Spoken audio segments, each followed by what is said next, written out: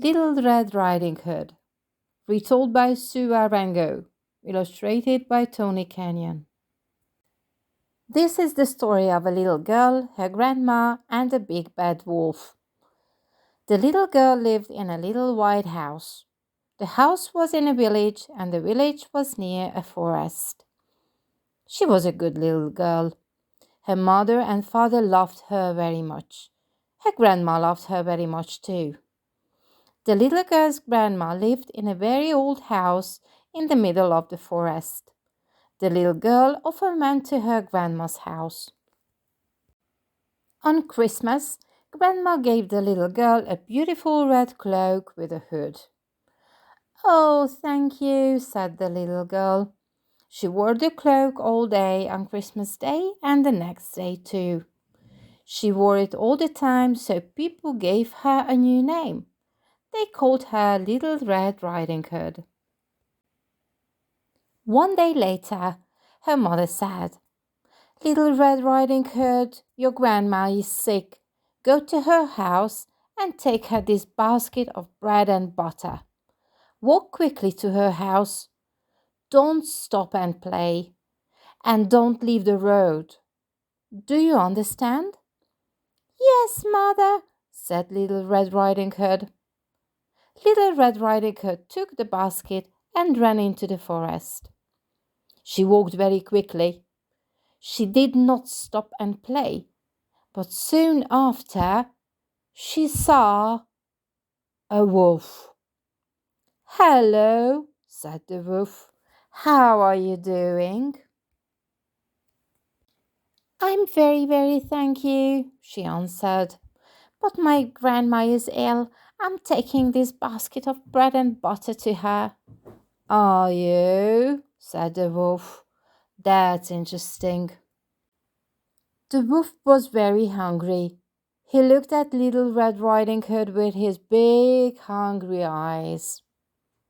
"Where does your grandma live?" he asked.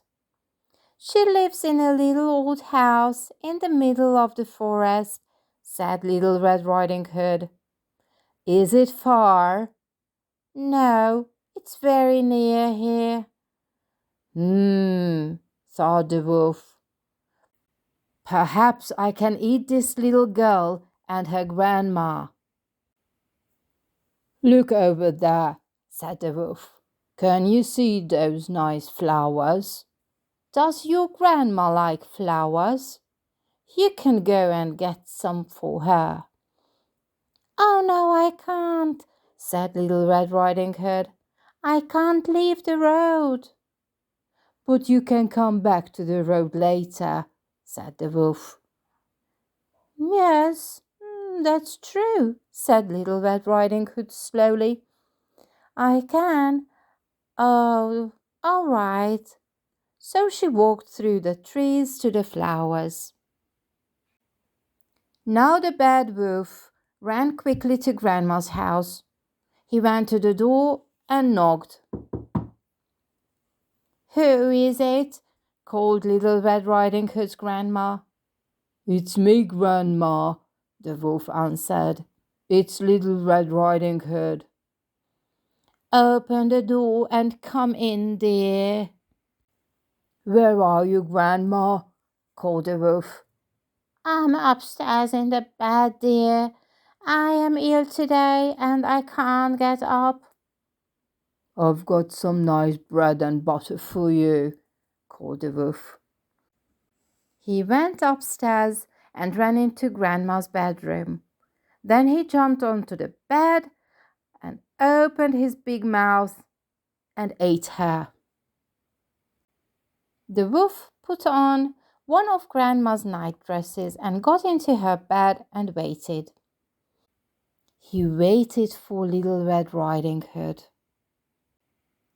Little Red Riding Hood got lots of beautiful flowers in the forest. Then suddenly she remembered her grandma. "Oh dear," she said, "I'm going to be late."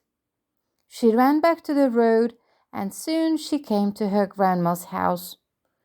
She stopped when she saw the open door. "That's strange," thought Little Red Riding Hood. Why is Grandma's door open? And she went in. The wolf heard Little Red Riding Hood. Who is it? He called. It's me, Grandma. It's Little Red Riding Hood. I'm upstairs in the bed, dear, called the wolf. I am ill today and I can't get up.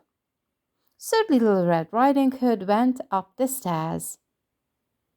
Grandma's voice is very strange today, she thought. It's because she is ill. Little Red Riding Hood went into the bedroom. Hello, Grandma, she said. I'm sorry you are ill today. Look, I've got some nice bread and butter for you, and some beautiful flowers. Thank you, dear, said the wolf. Put them on the table and come here. So Little Red Riding Hood put down her basket and went to the bed. Oh, Grandma, she said, you look very strange today. And suddenly she was afraid. Oh, Grandma, said Little Red Riding Hood, you've got very big eyes today. That's because I want to see you, my dear, said the wolf. Oh, Grandma, said Little Red Riding Hood, you've got very big ears today. That's because I want to hear you, my dear, said the wolf. Oh, Grandma, you've got a very big nose today. That's because I want to smell those beautiful flowers, my dear. Oh, Grandma, said Little Red Riding Hood, you've got a very big mouth today and a lot of very big teeth.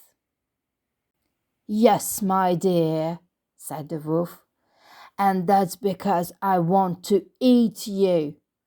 And the wolf jumped out of the bed and ate Little Red Riding Hood. Now the wolf was big and fat, and he wanted to go to sleep. He took off Grandma's night dress and put it on the floor. Then he got back into the bed and went to sleep. Soon he began to snore loudly. He snored. Soon after, Little Red Riding Hood's father came to the house. He saw the open door.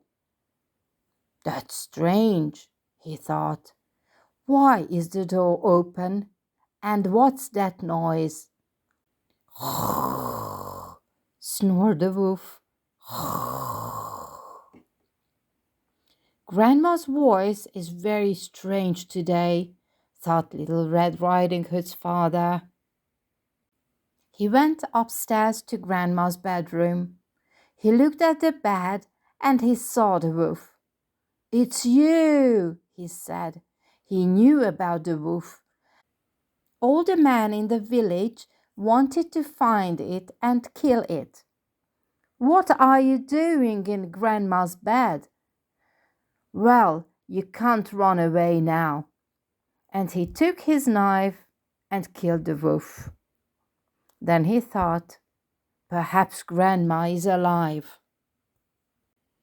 So Little Red Riding Hood's father took his knife and cut open the wolf.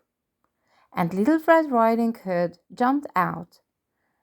Oh, father, quick, help Grandma, she's in there in the dark. Then Grandma jumped out. Oh, where's that bad wolf? She said.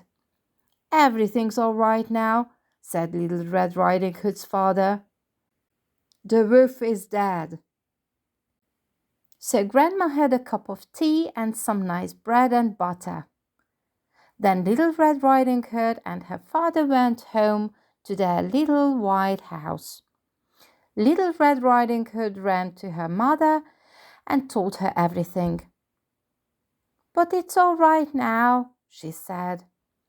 "Yes," said her mother, "but Little Red Riding Hood, do not talk to wolves again, and do not leave the road when you go through the forest. Do you understand?" "Yes, mother." After that, Little Red Riding Hood always stayed on the road, and she never saw a wolf again.